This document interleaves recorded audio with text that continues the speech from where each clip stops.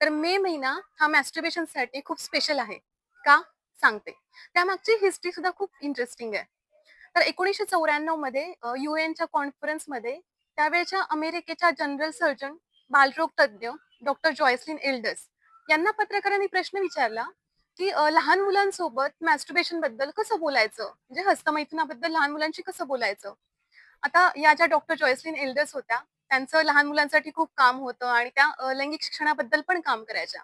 तर त्यांनी सांगितलं, की हस्तमैथून हा आपल्या लैंगिकतेचा खूप नैसर्गिक भाग आहे आणि ते आपल्या शाळेमध्ये पण शिकवलं गेलं पाहिजे. लैंगिक शिक्षण हा आपल्या शालेय अभ्यासक्रमाचा भाग झाला पाहिजे.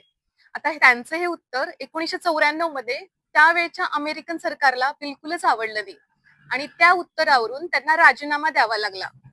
आता त्यांना जरी राजीनामा द्यावा लागला, तरी अमेरिकेमध्ये त्यांच्या कामाबद्दल प्रचंड आदर होता आणि त्यांच्या या सेक्स एज्युकेशनच्या कामाचा सन्मान म्हणून अमेरिकेतील गुड व्हायब्रेशन्स या रिटेलर स्टोअरने मे महिना हा इंटरनॅशनल मॅस्टरबेशन मंथ म्हणून घोषित केला आणि तसाच तो सेलिब्रेट केला जातो.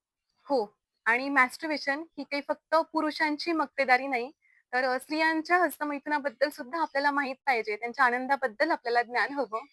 कारण लैंगिक आनंद ही काही कुठल्याही एका जेंडरची गोष्ट नसते. ती प्रत्येक व्यक्तीची, मग ते कोणतंही जेंडर असो, कोणतीही सेक्शुअलिटी असो, ती प्रत्येक व्यक्तीची मूलभूत गरज आहे आणि तो मूलभूत अधिकार आहे.